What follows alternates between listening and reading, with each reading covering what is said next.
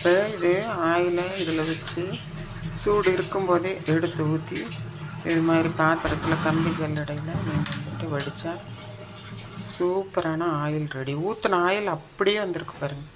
இதில் வந்து இழுக்கவே இழுக்காது, அப்படியே வேஸ்ட் ஆகாமல் இருக்கும். இப்போ இதில் ஸ்டோர் பண்ண வேண்டியது தான்.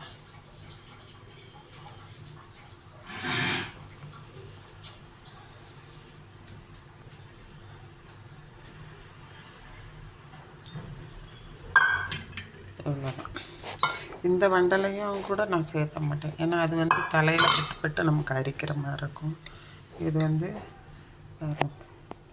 எவ்வளோ கிடச்சிருக்கு, அந்த ஊற்றுனது நமக்கு அப்படியே வந்துடும். இது போல் செய்து பாருங்கள், ஃபீட்பேக் சொல்லுங்கள். எனக்கு சப்ஸ்கிரைப் பண்ணிவிட்டு பாருங்கள். அது ஒன்று தான் நான் உங்கள்கிட்ட கேட்குறது. இங்கே வியூஸ் வருது, ஒன்றும் பிரச்சனை இல்லை. 10,000 இருந்து இப்போ 25,000 வந்துடுச்சு.